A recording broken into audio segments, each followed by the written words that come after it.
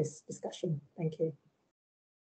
Thank you. And before our session begin, may I also introduce Ms. Hoki Lo, the Senior Program Manager from the Global Fish and Watch Asia, who is based in Taipei. And we are really glad that Hoki helped us to link together and have this today's session. Hoki. Okay, thank you for inviting me here. Hoki, my name is Luo Kerong, but they call me Hoki, and I know that it's the Taiwanese means lucky. So you can also call me Hoki, because for some of my colleagues, it's really hard to pronounce my name. So I'm really happy to be here. I'm sorry that I'm a little bit late because of the traffic jam. And so today it's my pleasure also to introduce two of my colleagues.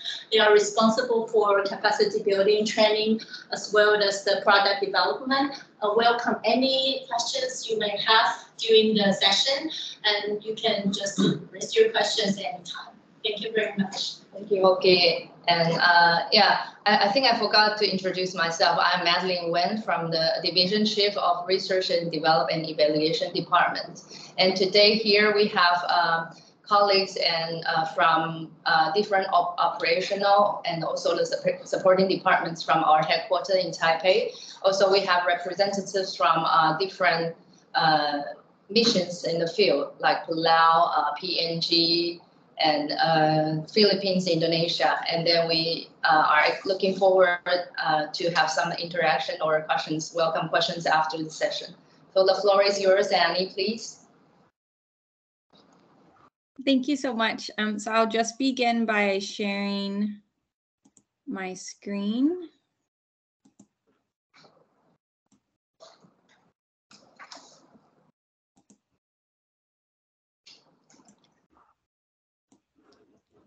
And I will give a brief presentation and then a demo of Marine Manager, one of our tools, so that you can see a few different case studies and how you could potentially use it in your country or region. So as Madeline has already said, we are an international NGO focused on using satellite technology and machine learning. We are based all over the world in over 20 different countries and work in different regions.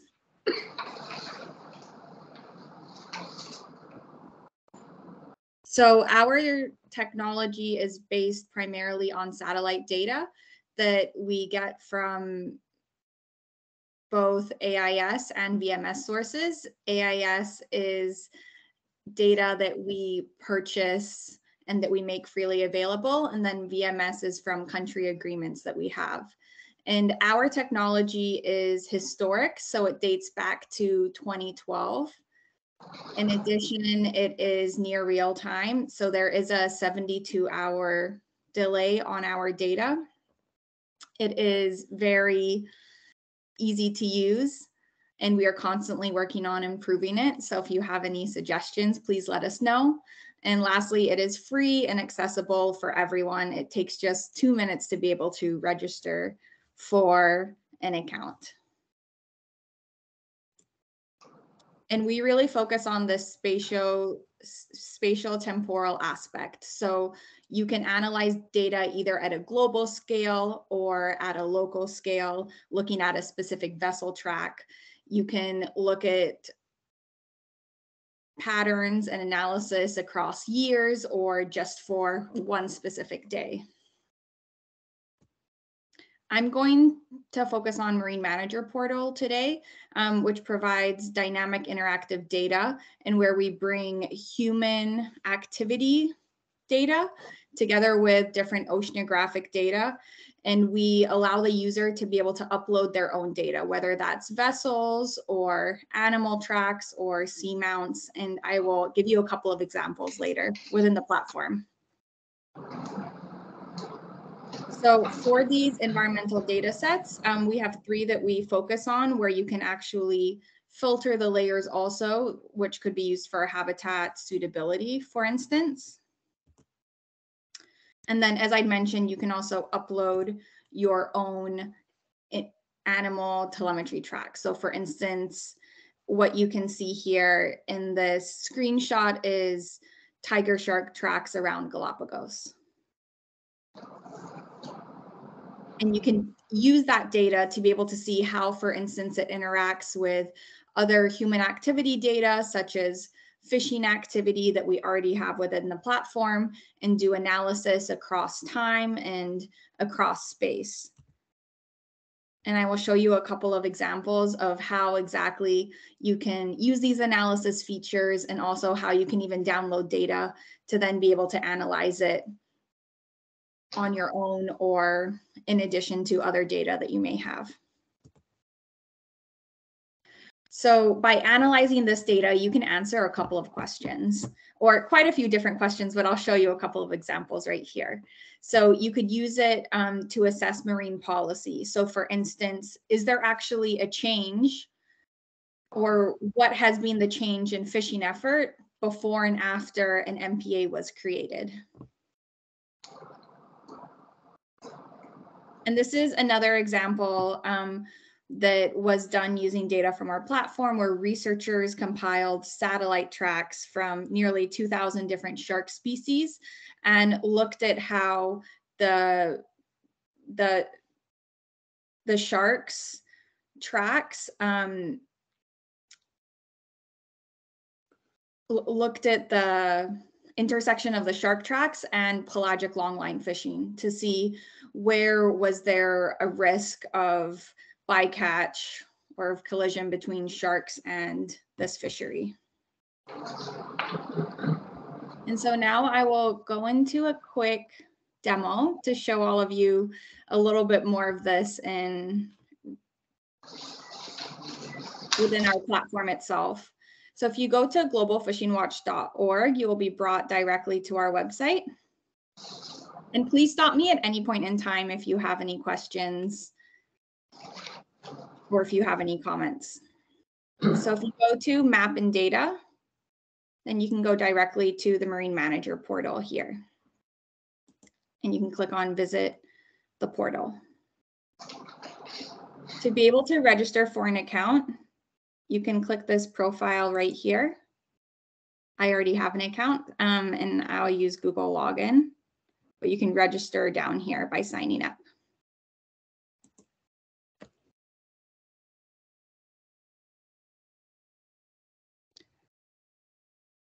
So when you're first brought into Marine Manager, you can enter any type of MPA, EEZ, or area up here, and it will take you directly to that location. We also have a series of partner sites that we've worked with where we have specific layers that are available for each of these different sites. And these were our pilot sites. And then since December of this past year, we released Marine Manager globally. So anyone can easily search for a location or marine protected area to create a private shareable workspace. For now, we'll just go to the global version of Marine Manager. And so to explain the map quickly, there are three main components. There is our main map right here. And you can type in any location to zoom into it here. There is our time bar down here, which extends all the way back to 2012.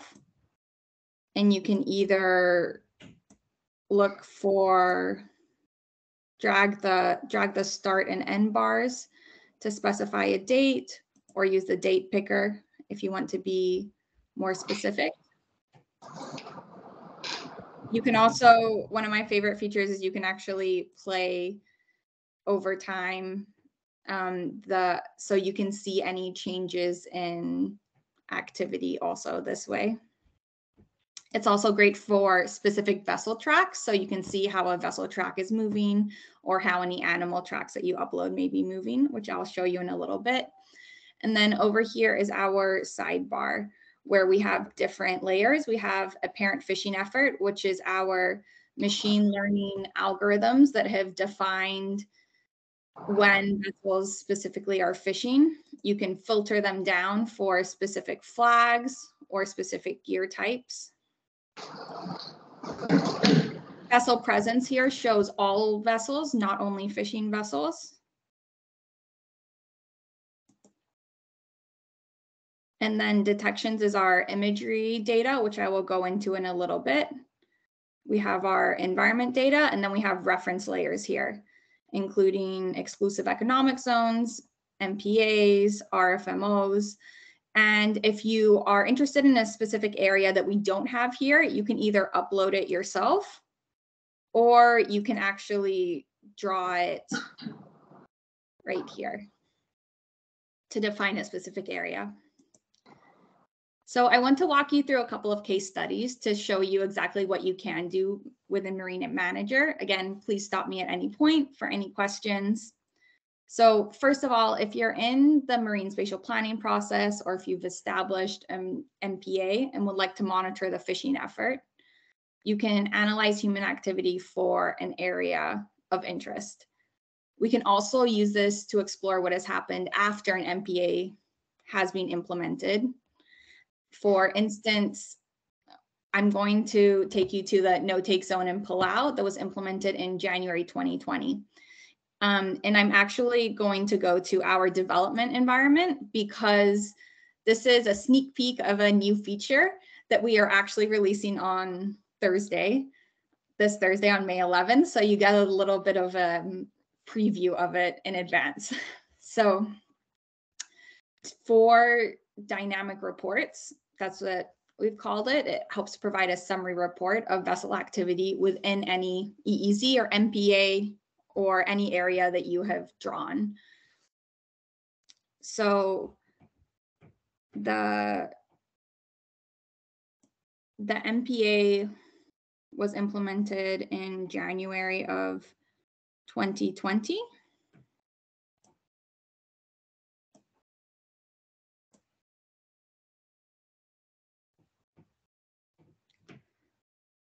So if we click on any area, you can download data here.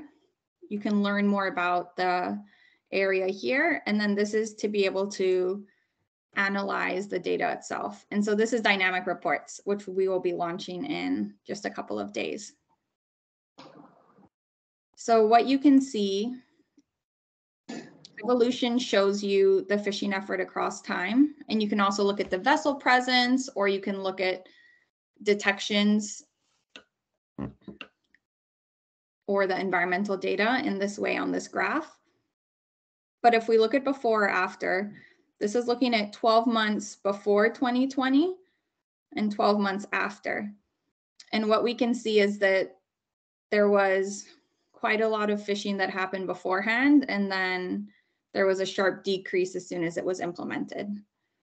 And what you can see here, according to this graph, is it shows changes between the 12 months before and after. So if it's blue, then it has decreased after. If it is red, that it has increased after. So what this potentially indicates is that the fishing effort, while it decreased within the MPA, it was actually displaced into the EEZ, the exclusive economic zone of Palau, into this region here. And you can see that fishing effort also increased here. And so if we want to take a further look at what is actually happening within the Palau EEZ, what we could do is turn on the exclusive economic zone layer and click on that. And then analyze this area right here. And so what we can see is these are the vessels that are present within this time period from January 1st, 2020 to January 1st, 2021 within the EEZ. And we can look at the vessels by flag or also by gear type. So we can see that by and large, most of the vessels are drifting long lines. And in addition, there's a number of tuna purse seines So if we want to know the exact names of the tuna purseines, we could type it in here, get the vessels. And you can even look at the vessel tracks themselves by pinning them here.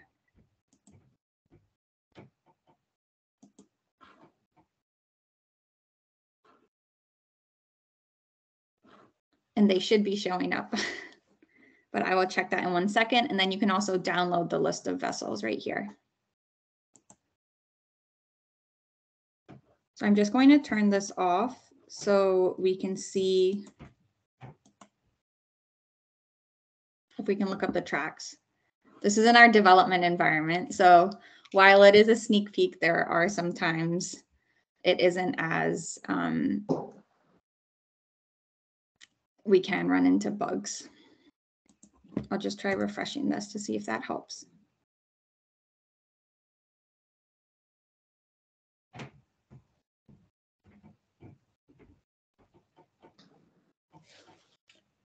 I'll move back into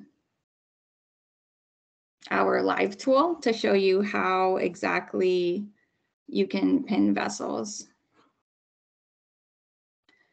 So if you're interested in any specific vessels, you can either click on a specific cell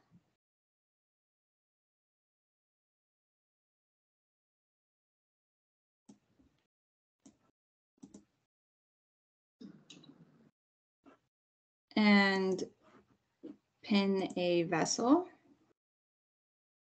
And we can use this compass to zoom in on it. Or you can also search for a specific vessel over here within the search.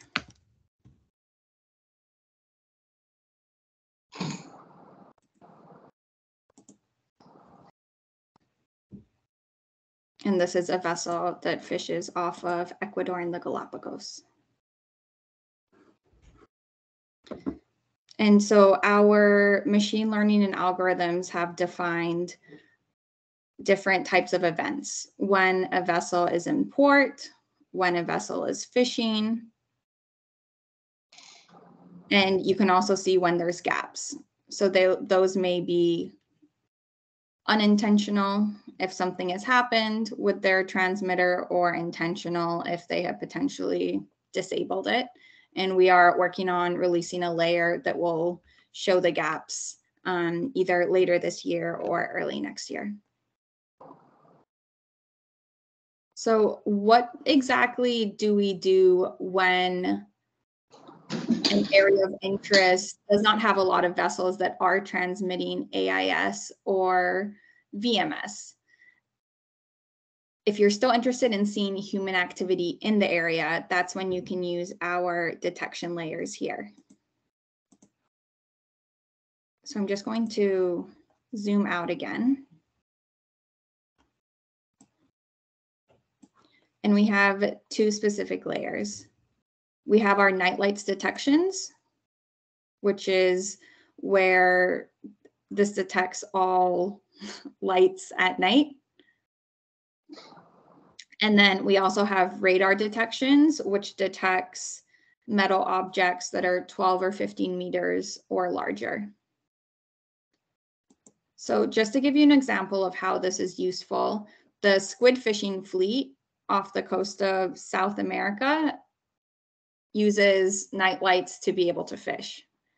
And this is actually the fleet right here. And so if we filter the layer, you can filter it for radiance. And we also have this AIS matching. So you can actually see if a vessel has, if we've been able to match the vessel to one that we have an AIS or not. So if we select true, these are all of the vessels that in VERS or in the nightlight detections that are actually matched to an AIS vessel.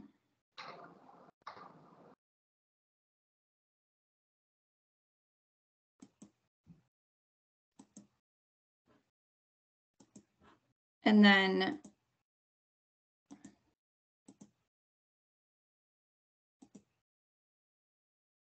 if we do false, this will show us all the vessels that are not matched to AIS. So as you can see, there's quite a number of vessels in this squid fleet that is not matched to AIS, which shows that it's actually larger than what you think it would be if you were only using the AIS vessels themselves.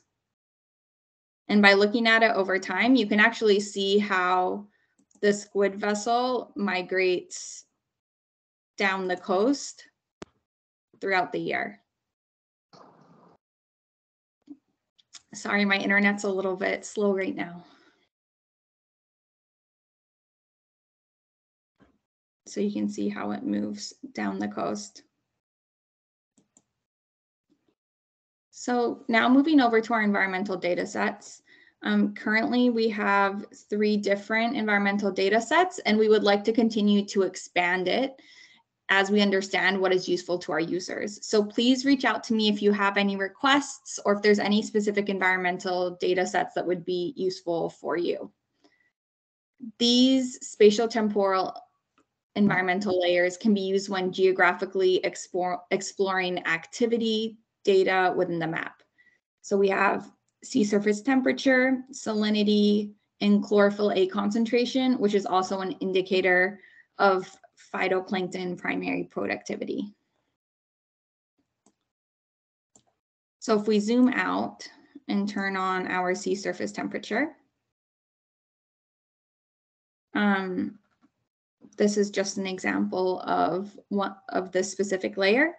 And you will also have the ability, if you want to focus on a specific range of values within the environment layers using a filter. And so this filter has a histogram. And so it can help to support, for instance, habitat suitability mapping, as I mentioned earlier, among other analyses. And you can also use them if you would like to define specific habitat to protect. So for example, the optimal temperature for hard corals is between 23 and 29 degrees Celsius. So we can filter the layer to 23 to 29 degrees Celsius to see what the optimal range is. And this is also temporal, so you can see how it may change over time.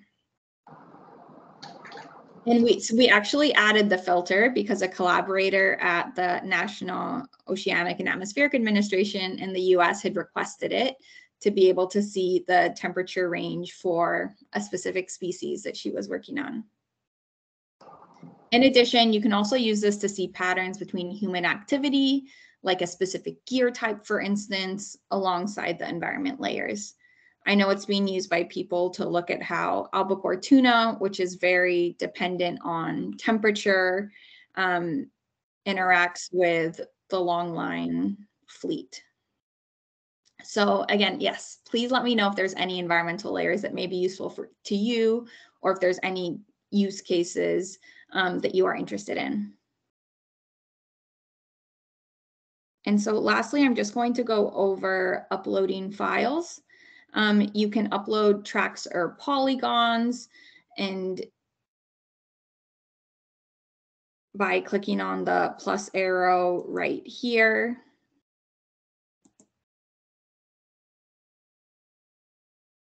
And this may help you to be able to define an area to protect or regulate, or you can compare animal telemetry, for instance, to fishing effort to see the risk of bycatch or risk of collisions.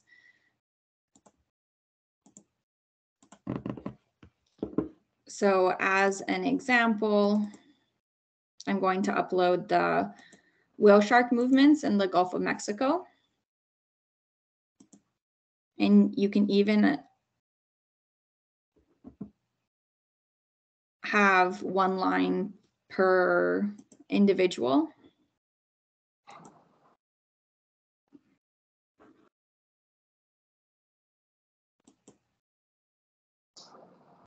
Recently, a researcher at the University of Southampton did a study on the collision risk of whale sharks worldwide by combining our vessel presence data with their own whale shark telemetry data. So this is numerous whale sharks. And if you want to, you can even animate the time bar to see their movements across time. And then as another example, I'm also going to upload seamounts for you.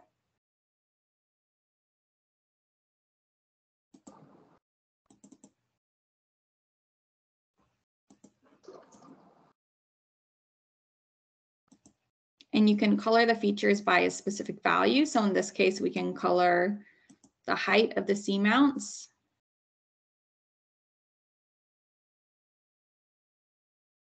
So this can be used to help to identify specific areas that you may want to protect, or to be able to compare different habitats to either vessel presence or fishing effort presence, for instance.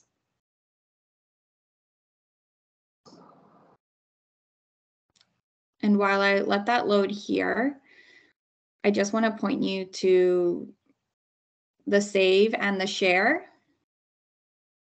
Oh, so here it is. So this is the seamount. So the brighter the pink, the deeper the seamount, and the darker it is, the shallower the seamount is. And this is a global layer right here. As I was saying earlier, you can save the workspace so you can access it later, and you can also share it. So if you did an analysis or you generated a dynamic report, like you'll be able to do in a couple of days, you'll be able to share that with other colleagues or someone else that you're working with to show them what exactly you found. And as I said, you can save it so that you can always access it later. And finally, I just want to point you to a couple of resources that we have. So whenever there are new updates, it's posted here on the What's New. The question mark will link to our user guide, our tutorials, and our FAQs. We will actually be releasing a user guide in Chinese on May 11th also. Hoki was a huge help, would not have been possible without her. And so I'm excited to be able to share that. In addition, we also currently have user guides in Spanish, and we'll be releasing French on Thursday also, so French and Chinese. Here are some video tutorials to show you how exactly to use a couple of these features that I just outlined today. And then of course the FAQs. And if you ever have any questions, you can always submit feedback right here. You can select your role and what exactly you're providing feedback for.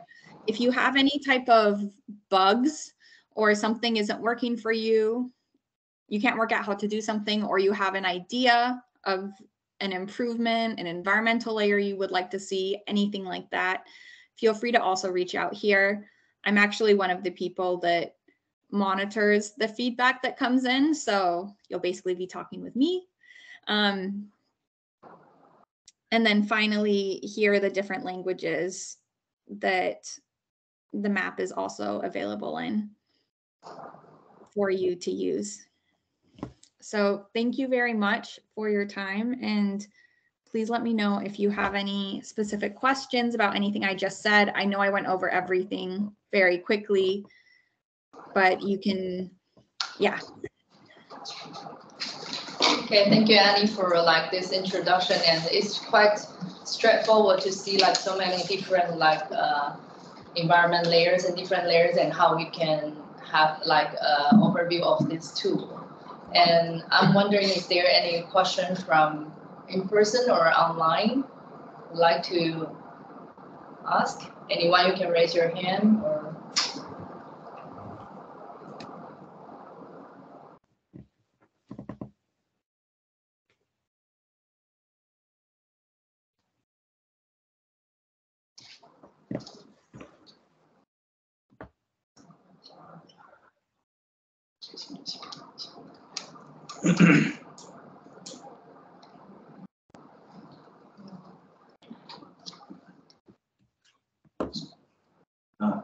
Anyway, I wondering to know how the Marine Manager Portal can supporting the government to planning the marine special planning.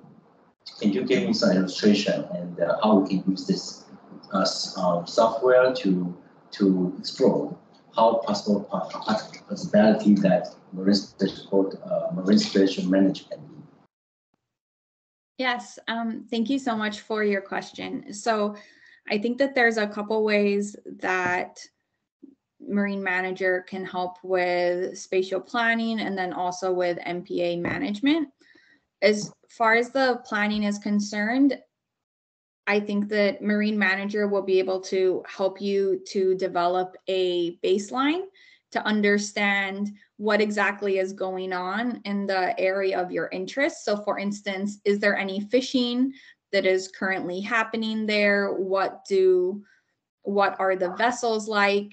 Because you can upload your own layers, you can visualize multiple different types of data at the same time. So you can see what is the different types of, for instance, if you upload seamounts, you can see, you'll be able to use this to visualize different types of habitats that may be present. So I think that it can help you to collect information for a baseline. And then at the same time, if you are looking at a specific region and would like to expand a region, or for instance, if you have different zones that have different types of regulations, you would be able to see what are the different types of fishing gear that are currently in that region that you may want to expand to, or you can see how exactly is the human activity,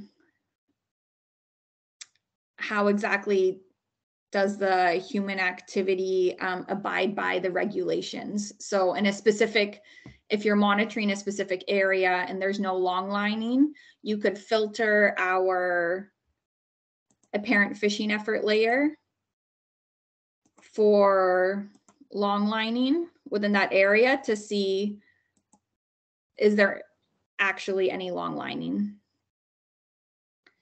So it can be used to collect information again. And we are working on what are the next steps for Marine Manager. So if there is a functionality that would be useful for you, or if you do have this need that you think that we may be able to help with, please also reach out and let us know, or I would be happy to schedule time to chat more. So something really interesting about that I've heard that people have used our platform for, which I think is really interesting, is there was one location where fishermen were going to fish in a specific area after they heard that an MPA was going to be implemented there.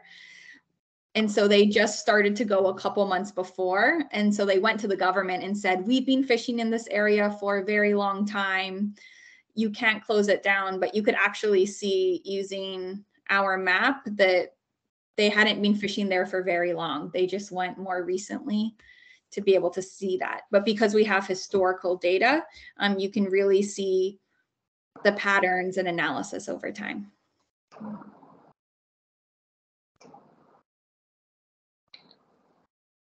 Thank you. Is there any questions? And before we end this session, I would like to ask one more question. That when you cooperate with other partners, like government, just Thomas mentioned, do you find any challenges when we see our ally country in the Pacific Islands, and they are rather from the capacity of each in this government, they are quite limited, and we're coming to these issues when you're cooperate with them, and do you find any specific challenges that you might be able to share with us? Hoki, Emma, do you have anything that you would like to potentially say on that topic? I think Emma can. Yeah, sure. That's a very good question, Madeline, because Yeah, that's one of the key things is to realize that depending on the government agency and the region, capacity is a big issue in terms of some administrations are quite small, and so there is only so much you can do. But one of the key things that we try to do with our tool is that it's supposed to be simple and supposed to be not straightforward, but yeah, as you can see, as Annie demonstrated, some of it, what we're trying to do is that we want to make sure that you don't need to have some very tertiary advanced degree in, marine, say, spatial planning or fisheries or something like that to be able to actually access some of these tools. And so it's supposed to kind of reduce that technology barrier.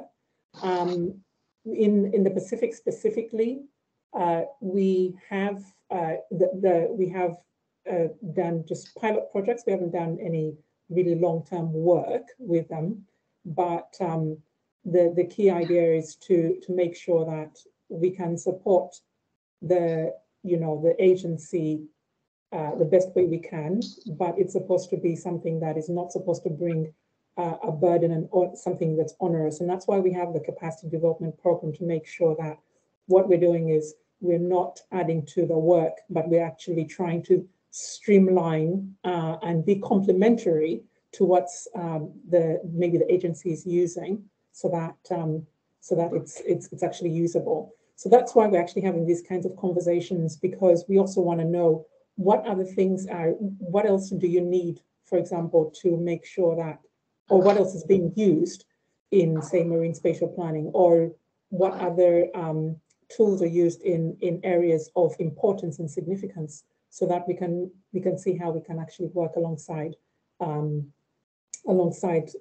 the the staff to make sure that we're assisting them to do their role better, because we don't want to just have another shiny tool that maybe is not used or brings more of a burden to people. So there's a lot of discussions and talk and just making sure that we're progressing when we're rolling out these tools. We're actually having these conversations and doing it in a way that is going to be useful for both sides. So there's mutual learning that we do. So I hope that answers your question. Yeah, I could add a little bit more. What MS teams are working on, they usually prepare a questionnaire, to ensure that we can really fit or satisfy what our partner government or agency need.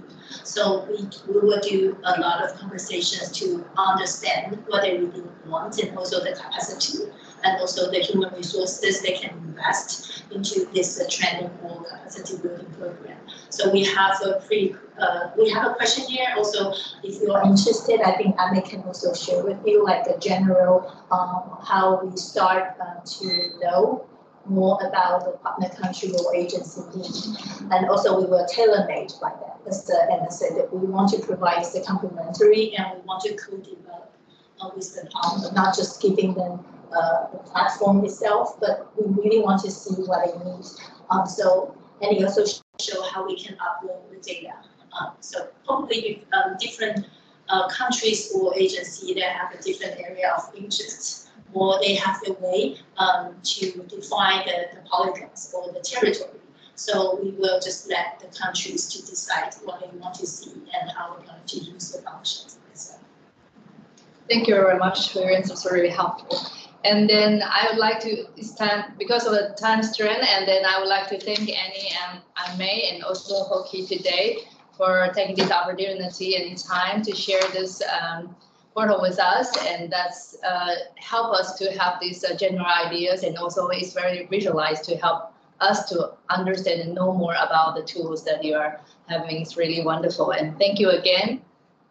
And then also thank you for all the participations in person and online today. Thank you very much. And if you have, just as Annie and Emma say, that because Annie are also the one who are taking care of all these questions or requests from different users. So if we have any at District 303 to let us know or let Annie know.